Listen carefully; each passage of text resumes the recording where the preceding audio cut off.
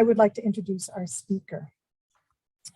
Sean Denniston has been a resident of Crystal City since 2007. He has a bachelor's degree in history from Williams College and a master's degree in history from Oxford University. He's got a law degree from Boston College. So now you know what that accent is. He's on the Arlington Historical Society Board of Directors, and he serves as the AHS Recording Secretary.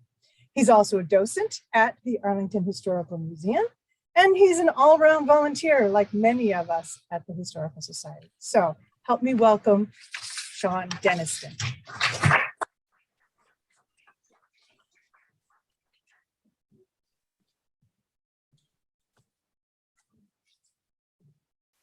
Reluctantly, I'll consent to this being recorded. And I'm actually not an Arlington native, but perhaps you picked that up. Well, thank you to everyone who called in today. And let's get started.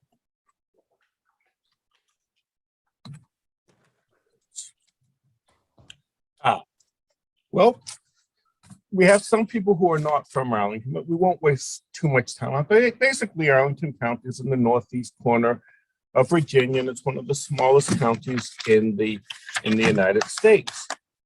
And unlike other counties, it does not have incorporated towns within it. It's run as a single municipality. And is it possible, rather than today's city-county or county-city, is it possible that Arlington County could have been a collection of towns? For example, could we have had, I thought I hit that, Clarendon, Arlington County. The yellow flag I made in what I thought was a moment of brilliance, but in the front, the heraldry. That is actually the coat of arms of the Earls of Clarendon. Don't tell them.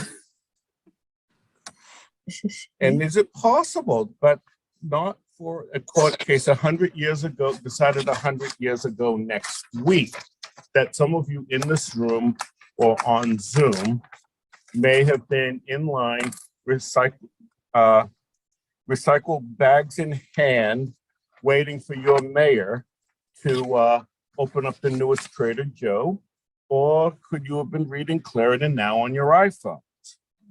We aren't doing these things because Bennett v. Garrett was decided 100 years ago next week. And Bennett v. Garrett, to many people, may ring a vague bell. It's 1922, something to do. It's perhaps a footnote you may have seen in a book on Arlington history, or occasionally I've heard articles about it on the local NPR station. Or for the knowledgeable historians, which I imagine there are many tonight, people know it was Clarendon, the neighborhood of Clarendon, that wanted to become its own town. And it's also maybe where somebody somewhere said Arlington was continuous, contiguous, and homogeneous. So that does bring up several intriguing questions I hope we will discuss tonight. Why did Clarendon want to incorporate and become its own town? Who spearheaded the effort? What were the proposed boundaries? And what can we learn about the Arlington of 100 years ago? And as this is the 100th anniversary of the Supreme Court decision, I hope this is a good time for a re-examination. Oh, and this is footnote when Arlington really became Arlington. And I think some of you have seen this picture, and I must actually give high praise to two sites. One is the storyboard, which my AHS colleague, Charlie Clark, who's here tonight, developed, and the other is the Arlington County website and presentation they did on the 1920 census. And we are going to take a quick trip back to the 20s. I don't know if anyone brought some bathhouse gin, but we will to end. But just looking in this picture, and I want to spend, obviously you'll both see in Arlington, and maybe it's a little hard from a distance, but you're going to see single family homes, you're going to see undeveloped land, you're going to see some development. So And a lot of these homes were part of nascent subdivisions. And in 1920 was kind of a heady year for Arlington. That old name, Alexandria County, got replaced by a new name. And it was Virginia, it is still Virginia, but it was Virginia's smallest county at 32 square miles, but fastest growing. And just quickly, and I mean, as I said, a lot of these things I think you already know, so I apologize for the repetition. But Arlington is 15 times larger now in 2022 than it was in, as it was in, just want to get rid of that, that bar at the bottom.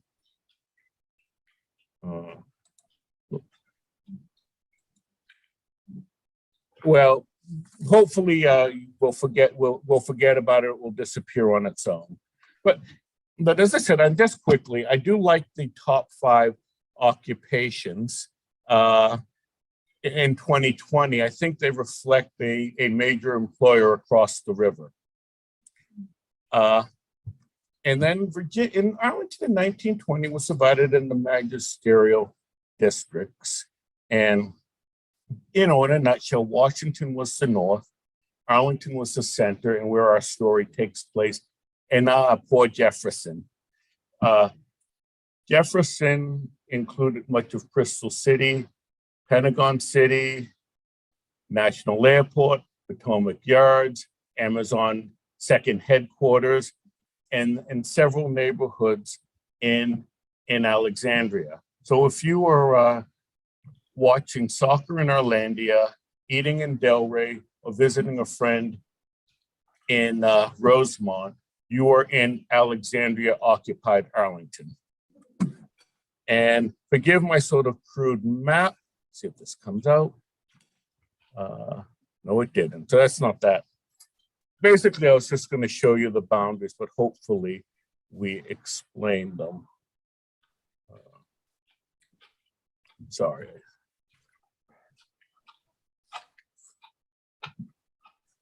Yeah.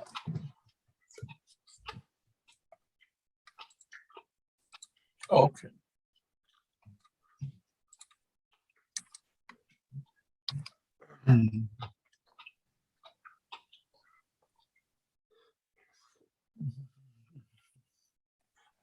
That's all right. But basically, you have the flick. And this, as I said, some of these are from different sources, but this sort of just a couple of clips of pictures of Arlington in the 20s. Obviously, and some of these will probably look familiar. Obviously, we're developing our own bungalow belt, and I'm sure it was sure to please those who are moving in. And this picture on the white was the new Roslyn terminus that opened, I believe, in 1923. And from there, you could go into Arlington, or you could go into DC or hit Arlington and environs. And then obviously we had and again, I know some of you know this, but for those in TV land, and obviously we had a farm on the Potomac, the Department of Agriculture experimental farm, and the Reeves farm, Arlington's last dairy farm that ceased operation in 1955. And this picture is from the Library of Congress, and it's Lyon Park. And as I think you'll notice, there are a few things missing here, like a road, plumbing. And what's interesting is all these things, for these houses, the paved road, the phone line, probably the well you would dig, the septic tank, which had to be county approved, those all were developed from the subdivision, from the association, not the county. And that may be an issue a little later on. But Arlington also had growing pains that, although we think of Arlington, or people may have thought of Arlington back then as sort of a neat suburban home, single family bungalow, mail order Sears homes occupied by federal employees. it also had, that would be a misleading impression, because among the bespoke bungalows and mail-order Sears homes were homes with tar pitch roofs, blocked drains, and cesspools on unpaved, unlit streets. And alas, Arlington was also segregated. And in all this, and the picture on the right is of some Black homes in Arlington. I believe it's Roslyn. And then on the left were some of the communities. Queen City is the site of the Pentagon. There's been some really good research done on Halls Hill. And then you have these other neighborhoods, these other communities really leading a parallel existence with their own churches, stores, and even volunteer fire departments. But annexation, or incorporation, these things did not happen in a vacuum. So how Alexandria, DC came to Alexandria, Virginia is when 1847, when the land that was ceded for the nation's capital got retroceded to Virginia, got retroceded back to Virginia, we had Alexandria County. And back then, our Alexandria County was an entity. So it included Old Town, the port, and it included most of what's now today's Arlington, farms and some plantations and forests, but basically town and country. And I do not want to give the Civil War short thrift, but I think where our story then takes up again is actually after the Civil War. So apology to the many, many Civil War Civil War enthusiasts. If you are a Civil War veteran, do let us know. We want to interview you.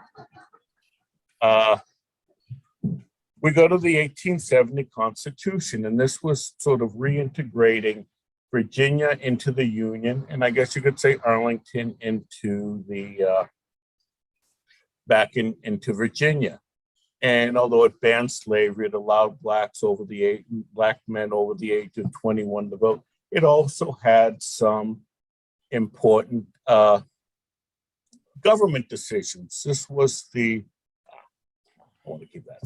was the birth of independent cities, which in effect totally removed, separated from counties, even if they were co-located to it. They were in effect their own city counties.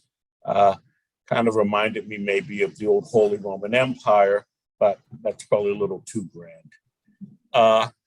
So you had the birth of independent cities and also the setup of townships, which were later called magisterial districts. And sort of next in our tale came the 1902 Constitution of Virginia. What a difference 30 years can make. And the Constitution is rightfully sort of condemned for obviously restoring Jim Crow and poll tax and property requirements for voting. But it was in effect until 1971, and it also had some government structures that were pretty important for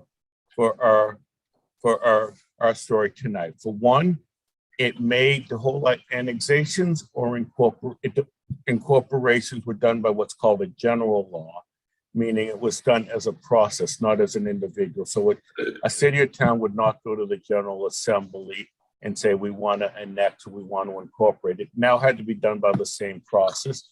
And that process was actually fine-tuned in 1919, and it involved a court. And just quickly, these were the Arlington County government in 1920. And I think some of these names are recurring. In fact, I think it was 2 days ago, I actually called the Lashmont Enterprises, hoping they had a picture of Basil de Lashmont. The person seemed a little surprised, wasn't quite sure what I was talking about, and told me all of them were out of town.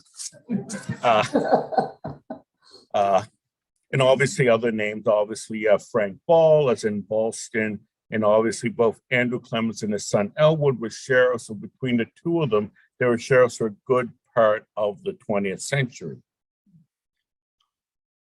Well, what about our Clarendon? Well, I think Clarendon's story is kind of well known that in 1897, Ms. Nesmith sold 25 acres to a man named Hall, who then flipped it to a man named Payne, both from Boston.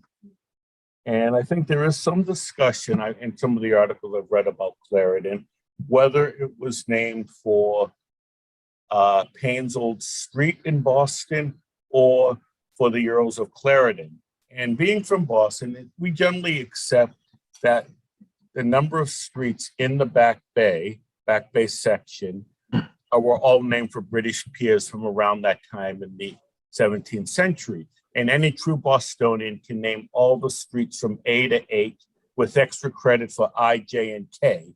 And if you want, I can recite those streets after the meeting. So obviously, as with other subdivisions, the Clarendon Citizen Association formed. And it formed in 1904, and their motto was "Do it for Clarendon." They were both a business promoter, and they also had several fraternal groups, including a baseball team, a band, and a PTA. And this pamphlet, which is in the local history room, Center for Local History at the Arlington Public Library. It's actually very interesting. It talks about all the good things they're doing for Clarendon. It has 19 pages of advertisements. It has the trolley schedule, various stores and dairies, and something for plus size clothing called Stouts. And then and this was actually a newspaper article which my colleague Annette brought my attention to, and I later, tried to light up about the association in 1920. And a lot of the founders of the Clarendon Citizens Association were actually federal employees and or new to Arlington. And they worked for those stalwart departments, including the Department of Agriculture, the Interstate Commerce Commission, which actually doesn't exist anymore, the Navy Department. And as we said a little earlier, these associations were in effect nascent towns, and the Clarendon Association, worked to bring utilities to Clarendon. They placed metal signs on street corners and numbers on houses. And if any of you who live in those bespoke bungalows come across an old number sign or an old street sign, do let us know. They conducted public subscriptions for road improvements and extra funding for Clarendon schools, and they raised $500 for a motor-driven apparatus. It was a 1919 Ford truck. And they organized the incorporation effort. But alas, they weren't doing it for all of Clarendon. And lest we forget, we are back in the 1920s. And this was the membership requirement for members from 1920.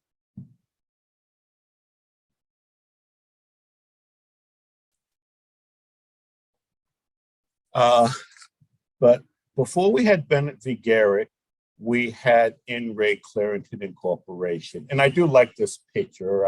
I call it Courthouse Noir. I'm butchering French classes. In fact, I think my teacher's on the call tonight, so I'm sure she'll correct my pronunciation of noir. But the trial took place from April to May in 1920, and the petitioners or plaintiffs favored incorporation, and they'd also included people from the Clarendon Citizens Association and residents, and the respondents opposing incorporation, including the Boston Citizens Association and the Board of Supervisors for Arlington County. And one thing I did worry a little about tonight is that I may be a little heavy in what people said in the court record, but on one hand, I was hoping to try to bring these people back to life, or at least their words, that we really are dealing with people. And another friend and I did make an effort to try to find photos of as many of the witnesses and parties as possible. So as this continues, if these are any of your ancestors, do let us know, because we are doing an article on Bennett v. Garrett in the it'll be out in October, and we would love to really sort of have a visual of what these people and what they were doing. So this was the counsel for the petitioners, and Gloth was for the respondents, and he was a Commonwealth attorney. For those back in Massachusetts, what we would call a district attorney. Harry Thomas, who's, I think, descendants are still involved with the association to this day, and Judge Brent. Samuel Brent was a local worthy. He was a circuit court judge, president of the Alexandria National Bank, and interestingly, counsel for the 1915 annexation of Arlington, but he was the presiding judge. And the petition was received on December 8th. And I'm not a very good actor. I'm probably not a very good orator. So most of it, we will just sort of be, I think, showing you the things on the screen. But this one I did want to read. And this was in the petition that was filed by the petitioner, that they claim and allege that they are also the vast majority within said survey favor to become an incorporated town, and that they further allege that if your honor, judges and orders said incorporation, their comfort, happiness, safety, health, and the enjoyment of lives and property within said community will be greatly promoted. And I guess to also talk a little about the practical benefits. Property values will be greatly increased, and that said community would forthwith enjoy a larger and greater local self-government, greater police protection, increased fire protection, greater water and sewage facilities, improved and more healthful living conditions, better lights, and many other advantages.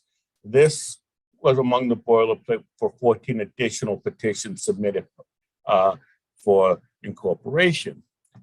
And pardon the quality of this picture, but this is actually the first petition that was submitted to the court in Clarendon. And that big block on the left, those are the meets and bounds, the boundaries which they were proposing for the town of Clarendon. And we will be getting to that a little later. But obviously, those who want to incorporate, there are those who don't want to incorporate. And these were some of the comments that they made. And probably the strongest one is that it would be harmful to the rest of the county. And there were basically sort of three arguments made. Was Clarendon separate and distinct? Clarendon was separate and distinct. Let me get my notes.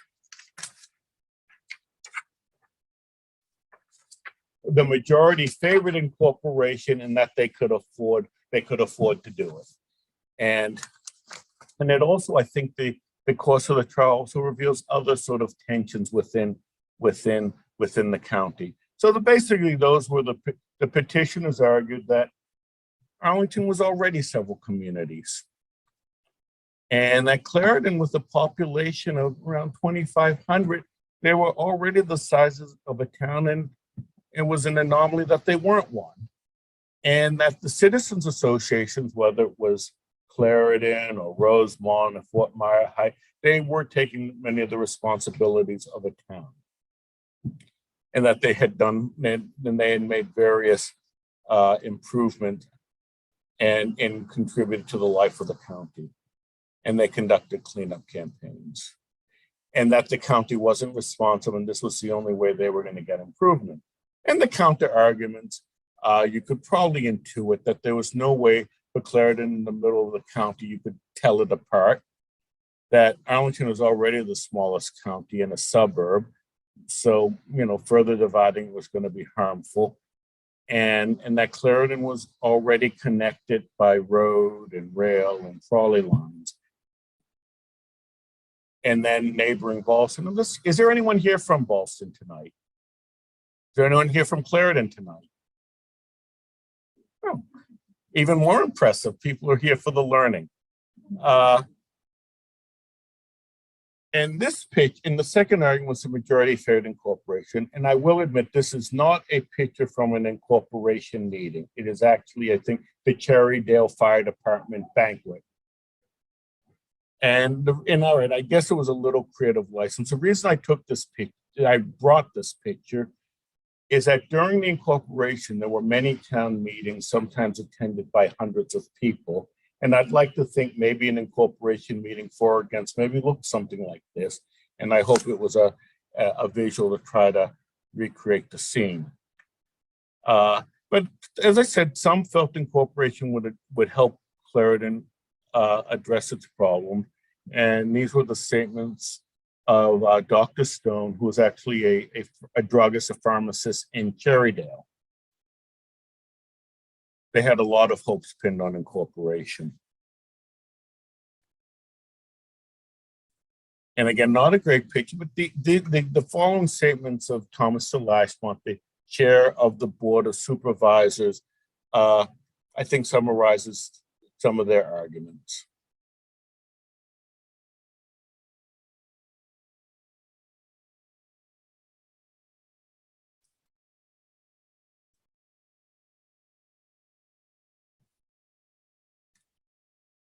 And although there are many issues you could choose from, I did just try to take a couple of statements out of the transcript. Police protection and crime was one such problem. I would hope women in 2022 are much more self-reliant than poor Mrs. Saffel. And Dr. Stone again.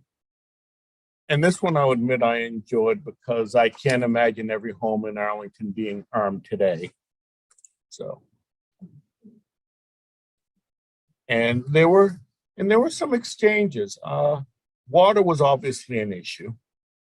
And Harrison, for the petitioner, asked Stone this question. And I will read this one. You know, is there a crying need in Clarendon for sewers and water? There certainly is. Most of the houses up there have nothing but ordinary cesspools, not the improved kind. I have been told by physicians who made analyses that fecal matter has been found in the drinking water. Most of these cesspools are not over 70 or 80 feet from the wells which men, women, and children have to drink water out of. Yuck. And roads. I won't read this, but obviously, you know, in 1920 Clarendon, you did have county roads, country roads, and streets. And you could not always tell them apart, or were efforts necessarily made to pave some, improve some and not improve others. So that was another issue.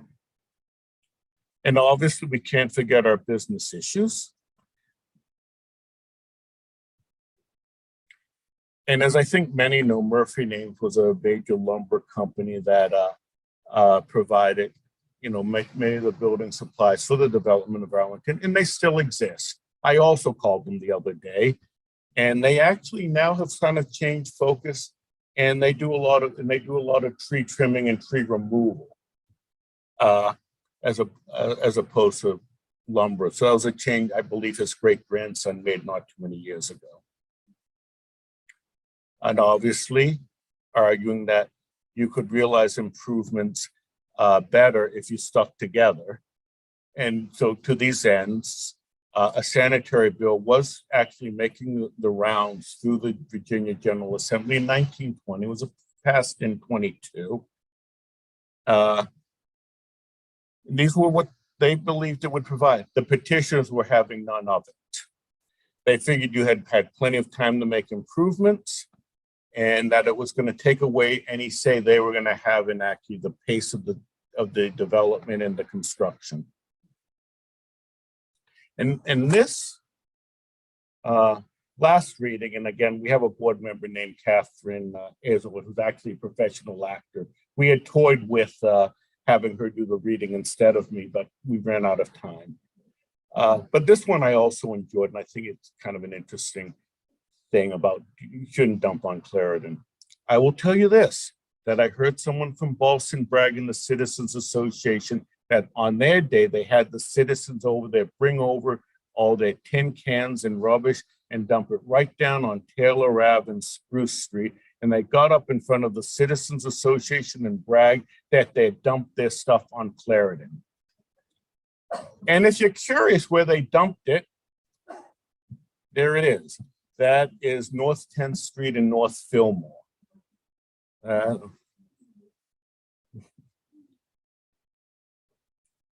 And another thing that came up during the trial was sort of this old Arlington, new Arlington about who was running. As we mentioned, the number of the members of the Citizens Association were newer residents.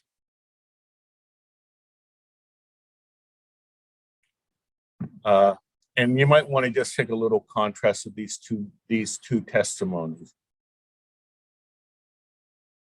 How long have you lived in Alexandria County? 2 years last March. You were not a qualified voter last fall? No. And let's contrast this with AC Burton's property owner. How long have you lived in or near your present residence? I've been in the county in the neighborhood of 40 years. You're familiar with the entire county from Vex Summit to Roslyn? Yes, sir. Even got a little worse for poor Mr. Bennett, and Bennett was a former president of the association and the named party in Bennett v. Garrett. How long have you lived in Alexandria County? A little over 7 years. You've not made much study of subdivision and of the county itself as E.W. Ball and George W. Garrett, he was a county engineer, did, who have lived here and have been associated here all their lives. You do not want to put your knowledge against theirs. But I'm not sure anyone had all the answers about the county. Obviously, Frank Ball of Boston and the Commonwealth attorney, and he had been a resident for 20 years. He would not make a commitment what the dividing line was between Boston and Clarendon, and it was a dispute. And then when the court asked, hey, how many people live in Boston? No, he didn't know. But who would? And then the third argument was that could Clarendon afford to be its own community? Could they pay for and be financially viable? Or could they pay for government, roads, cops, law enforcement, schools, water and sewer construction? And, rather than sort of read all these figures, I'll just leave them up on the screen for a few seconds. There was a little bit of a curveball in trying to determine your finances, and I don't know who will come up here with the spur but basically that pesky 1902 Constitution also limited bonds or other interest-bearing obligations not to exceed 18% of your assessed real property value. So that was in effect a cap on how much money they could be raised. So what your assessment was could be very important in what you would want to get on the bond market. And Clarendon actually had a pretty optimistic idea of their revenue. And this would have been a yearly budget. And they were also hoping to collect various taxes that they would have gotten from the county. They would have collected from the county for incorporation. And these were their expenses.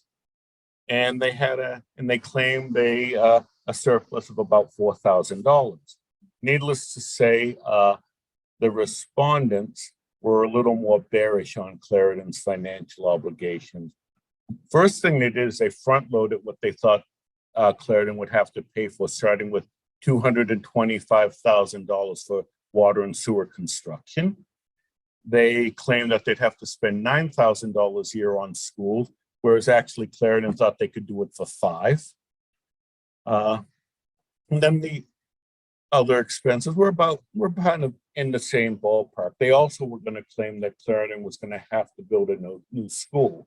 The old Clarendon School, which is, I believe, now the Arlington Arts Center, was built a few years earlier for $70,000.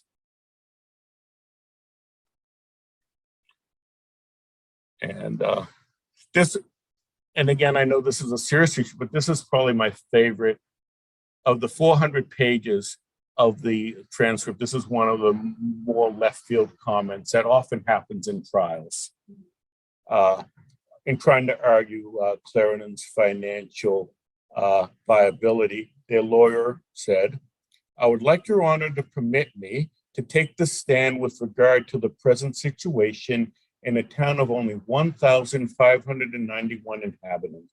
A smaller town in this community would be what the situation is there regarding its capacity with approximately the same taxable variation."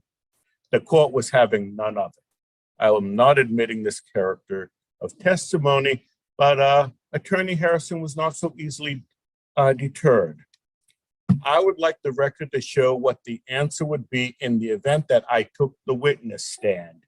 Do you know any town in the state of Virginia where the taxable variation is approximately the same as would be in the case of this incorporated community, whether such a town is able to finance successfully municipal improvements such as sewers, water, electric lights, paving streets, police protection, and so forth? Yes, sir, that town of Leesburg, Virginia. And again, as we mentioned, the Board of Supervisors of Arlington was against incorporation. And a little bit of realpolitik. I'll just read you this last paragraph. Be it further resolved that in case the said incorporation be granted, the court is hereby respectfully petitioned to require said town to assume all responsibilities for schools and roads within the incorporated territory as a separate road and school district. You're on your own if you separate from us. And then one of the most interesting things, and I don't know if anyone here lives in Lion Village, but as some of you may know, Lion Village was a former Truett firm. And one of the first witnesses in the incorporation trial was Chapin Brown, representing the heirs to the firm, tasked to sell it, but they weren't having much success. The firm was valued at $87,000, paying taxes of $1,700 a year, but only generating $400 to $500 in revenue. And here's obviously a picture of Truett Farm pre-Lion Village. And to the petitioners, the idea of adding $87,000 to the property that was quite desirable. It could have raised the tax base to around $1 million and the bond to almost $250,000. And they were also pinning their hopes on 100 new homes being built between 1918 and 1920. 78 were built in the end. They were also critical of the Truett heirs for trying to keep the firm as a firm. And the Truett heirs threatened that incorporation was going to lower their property values for trying to sell it, and that Clarendon couldn't afford to develop it anyway. And we're getting there. And another issue, as we mentioned, was health. And Dr. Cox, who I believe was the first county health officer, sort of took the same stand as the Board of Supervisors as they did on roads and schools. You're on your own.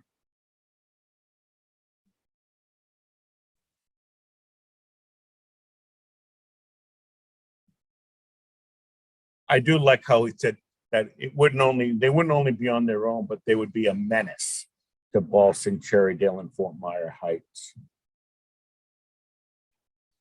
But the petitioners weren't so easily deferred. They also offered their own medical expert. I'm really not sure it helped. And I won't read this one, but you can take a look at the cross-examination. I mean, yeah. 1919. And how many cases of typhoid? So didn't help much. And again, we're just going to kind of go through this because I really hope we will have some time for discussion. But this report was actually prepared by the Citizens Association on the costs of preparing a water and sewage system. And it was referred to for a number of years after the trial. And I'll just leave these up for a few seconds. It was not going to be an inexpensive proposition. And for those of you who are environmentally aware, you'll notice all these results involve outflows into the Potomac River or 4 mile run. And CY are cubic yards and LF are linear feet. So you're dealing with about a total cost of $224,000. And so the trial concluded on May 4th. This is in Ray Clarendon Corporation, and Judge Brent actually issued his ruling from the bench that day.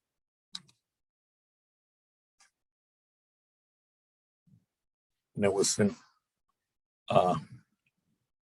so after obviously some discussion in a subsequent hearing where Brent did not change his ruling, money was raised and an appeal was filed.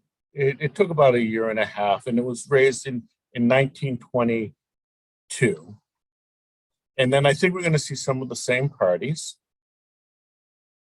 And this is the Bennett v. Garrett, which we have been talking about. And basically the plaintiffs were arguing that Brent made a lot of mistakes and Clarendon's just trying to be free. Arlington, or the defendants now, as they were called, were saying this was bad for the county. And in June 15th, next week, well, 100 years ago next week, it was denied. Basically, the petitions which the petitioners objected to being entered were entered because they wanted to be defendants. They were defendants, and that they didn't think the objections to some of the testimony, such as whether incorporating or having to take your own school or roads, was valid.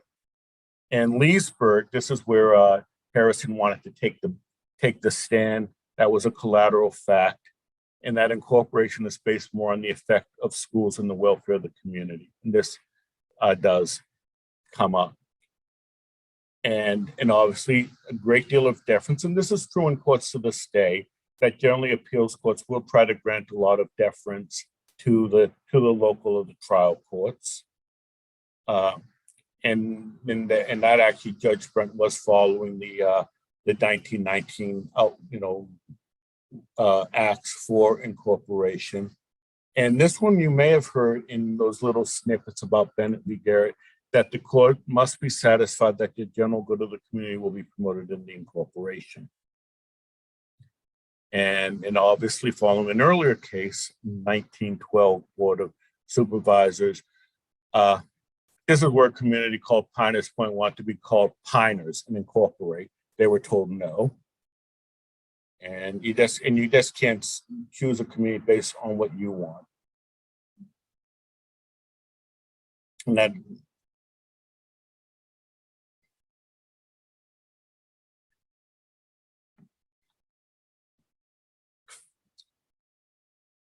so the actual magic words contiguous, contiguous, and homogeneous are not actually in the Bennett v. Garrett decision, but they were referenced in this earlier Duke decision, and have actually, and I think actually relates to the last part of our discussion.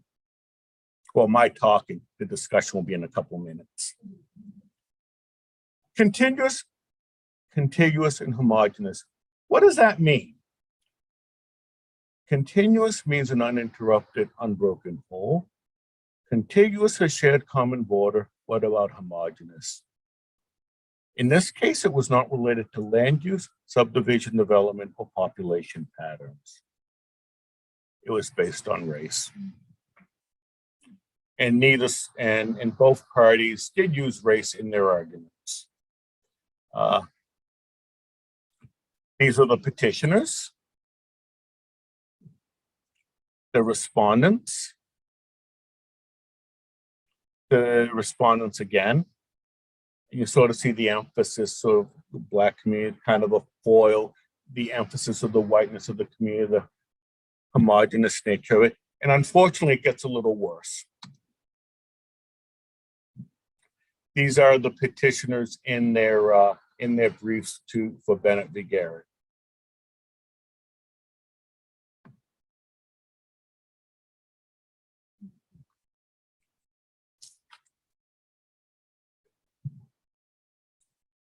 And in March, we had a presentation on restrictive covenants in Arlington, and a very interesting presentation.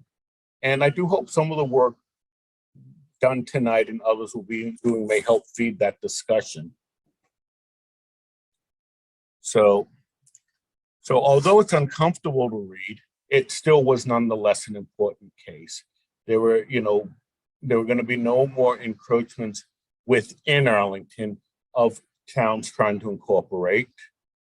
They did have an annexation of about 2,600 acres. That was our Labenta Jefferson district.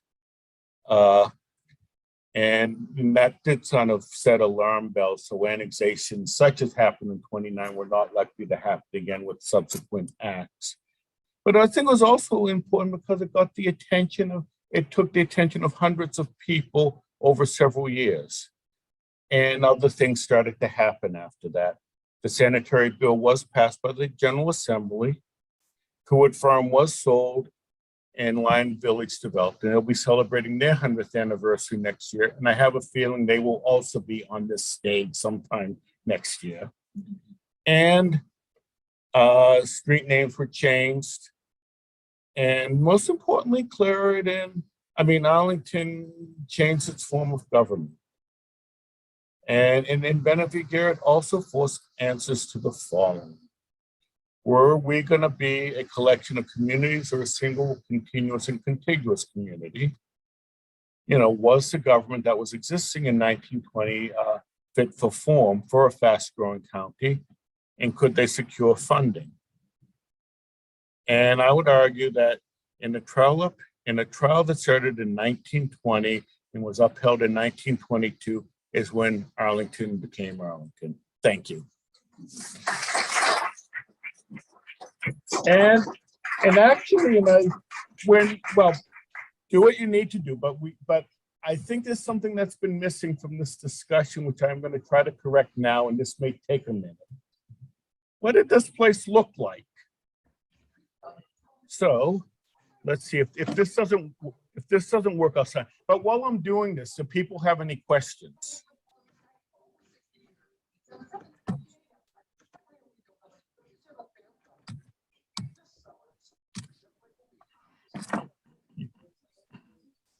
We don't have any in the chat right now, but if anyone online wants to put it in the chat, please feel free to go ahead and do so. Please ask Patrick.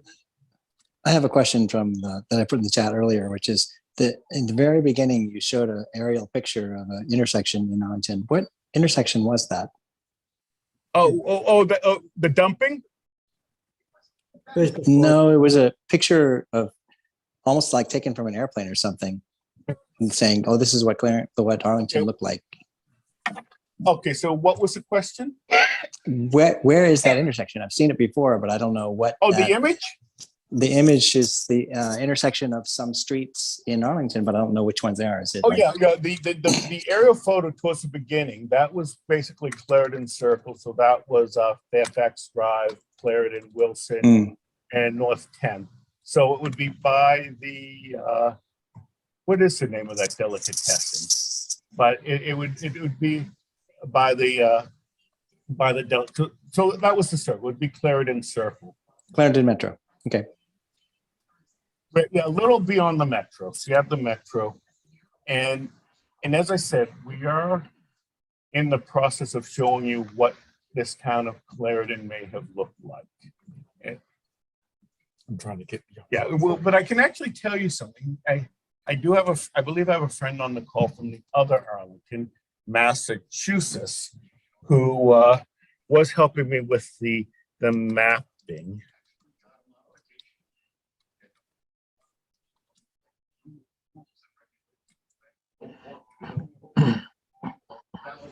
Oh, my name. You guys are welcome to steal my password, but you won't have much luck with it. How about your pin? Yeah.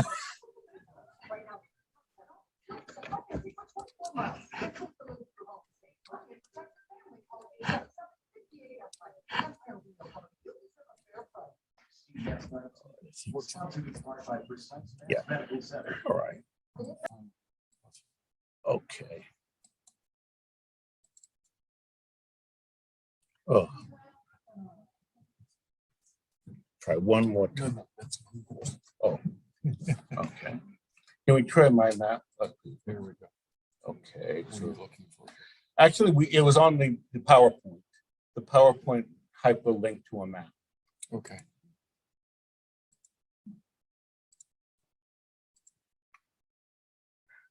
No, it's not going to work. I'm sorry, it's not going to work. Well, I am very sorry, but it does actually, I hate to leave you in suspense, but it does actually bring up another discussion.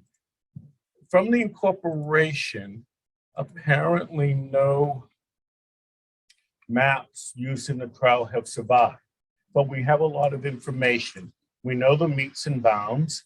We know the series of maps they used, which were the U.S. Geological Survey 1917 map. And we also have testimony describing the boundaries. So I am sorry, but we will try to do something involving what the boundaries look like. But to maybe as a little bit of a tease, I can show you some of what would have been incorporated. You have a question? 701 acres, so a little over a square mile. Can you repeat the questions as they're asked? Oh, I'm sorry. How big would the town of Clarendon have been? And a little over a square mile, I think 701 acres. Oh, I'm sorry, Patrick.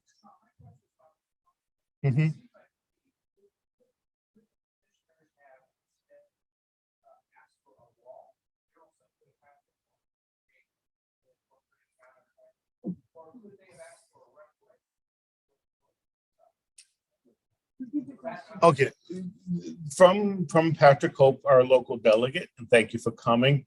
Could the petitioners had petitioned the General Assembly for incorporation or had a referendum?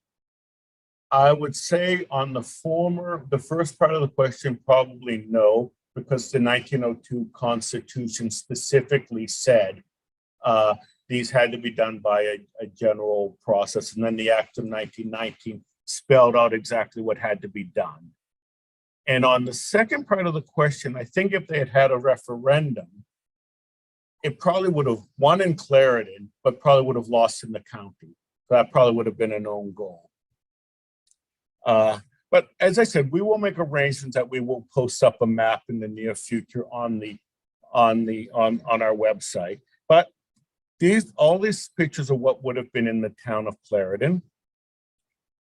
This picture, I mean, we saw a variation of it before, but this is Cruitt Farm from Wilson Boulevard, and this is a picture from the same spot 100 years later.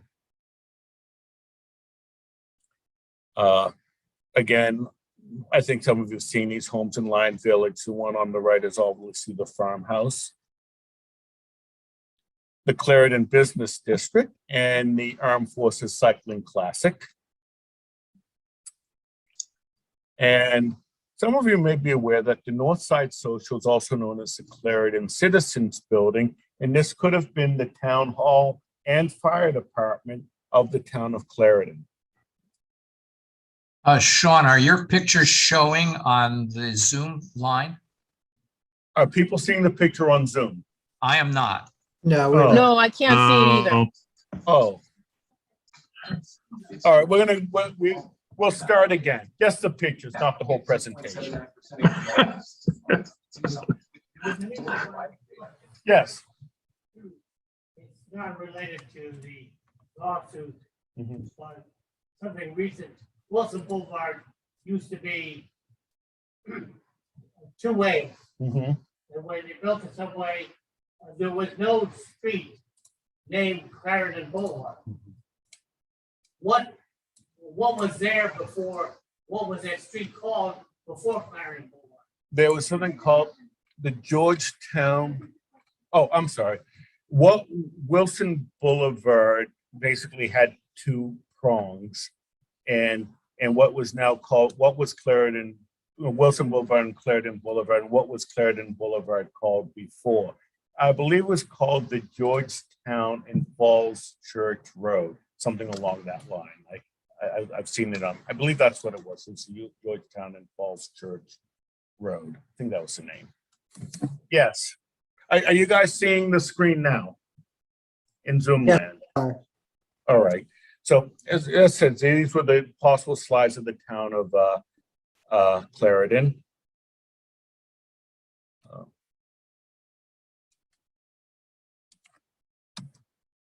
Wilson Boulevard, same spot 100 years later. Towns in Clarendon, obviously the Cruitt farmhouse on the right. Some business districts. And obviously, I think some of you will know the Liberty Tavern was the Masonic building. And this is where I think we ended, that Clarendon Town Hall was going to, and fire department, maybe it would have still had that purpose if they had won. Schools of Clarendon. And I think there was a question, and yes.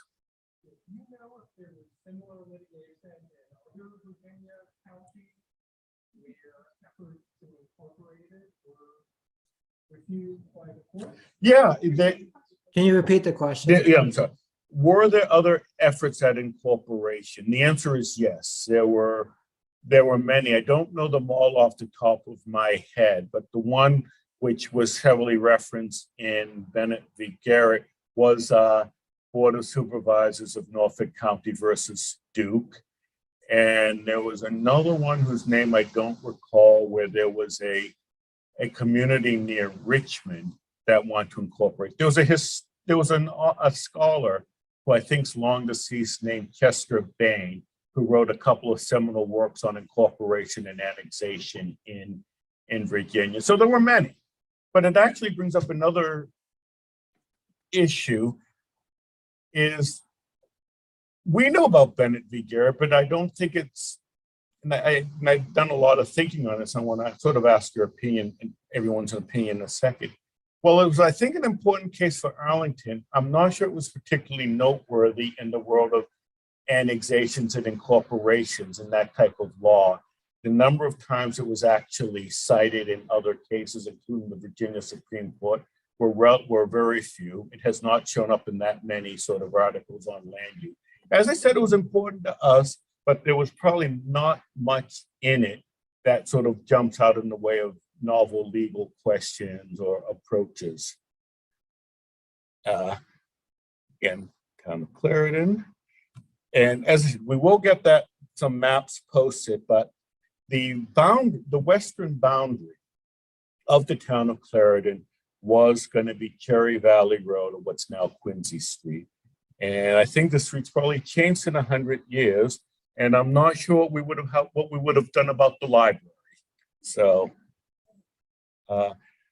I'd like to thank you, and I will remain up here as long as people have questions. John, we have one more. We have one more yeah. question online. If you could Please. just go back to like the real strategic value to Clarendon of incorporation. Was it, the services, or was it things beyond that?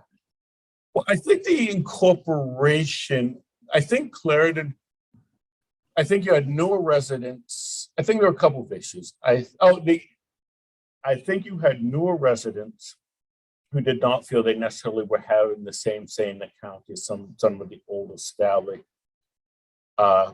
old guard. I don't think there was some dissatisfaction with services, and Clarendon actually, I think, took a great deal of pride in that, how they were operating, that they were in effect their own town. They had committees, they had fundraisers, they had a volunteer fire department, they had a school committee, and I think they felt they really could have gone it alone. I think the money issue, I think, would have been a bit challenging on sponsoring a water and sewer system. But that actually is going to be my question for the audience. I have, I guess, two questions. and I really would welcome any answers. What do you think might have happened if Clarendon did incorporate? What do you think may have happened? No one knows, so there's no bad guesses. Anyone?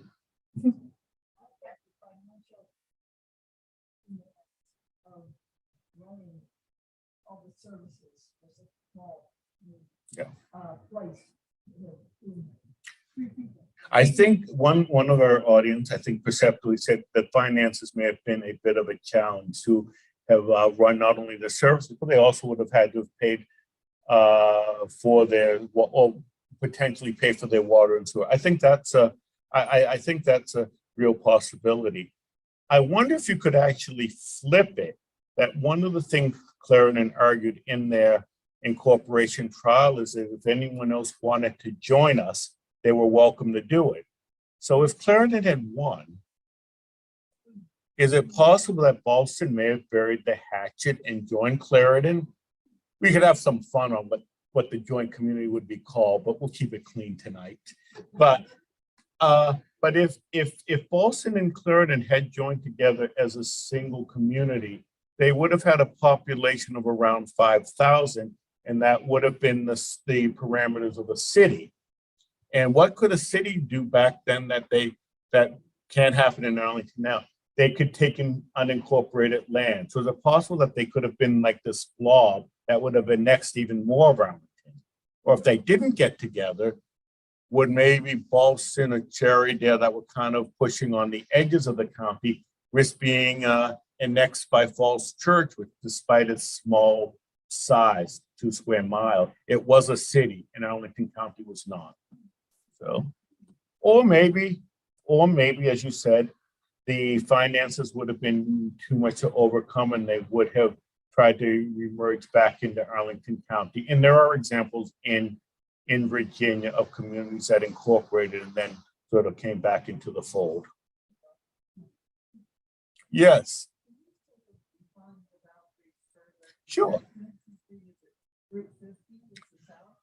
Good, excellent question. The question is, what could I kind of give a narrative of the boundaries?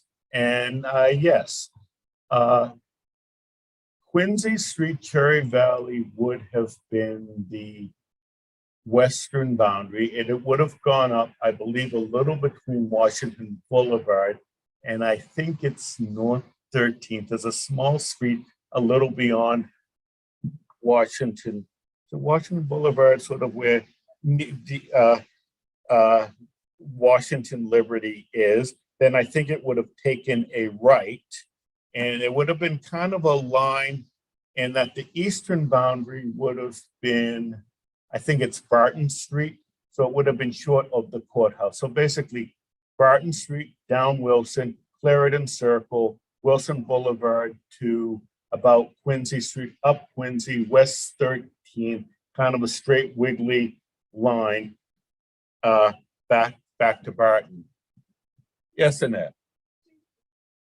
I will. Do you think this was a serious act, or did they just want to get people to have a better community, the things that they needed? Do we think this was a serious effort, or it was sort of a signal to try to get some attention? I think it was a serious effort. They spent, and this is $1920, they spent several $1,000s for the incorporation effort.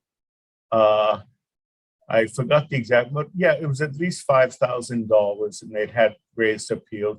And when they lost the incorporation trial, they had more fundraisers to then pay for the appeal. And one of the things they did have to pay for was sort of transcribing the court record and shipping it down to Richmond. So I think it was serious, and there were annexations and incorporations that were taking place in other communities around that time. Yes, Patrick. Yeah.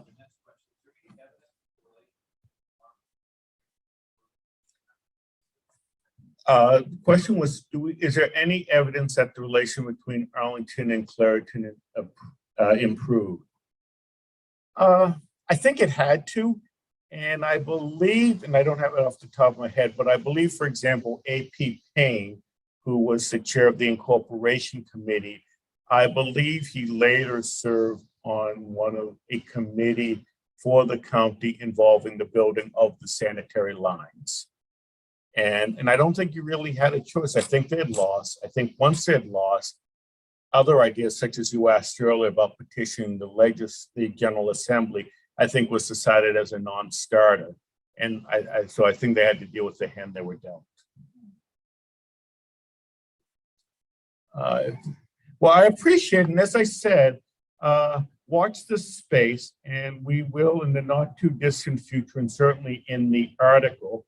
Oh, one last question. I'm sorry, I do know people want to go home.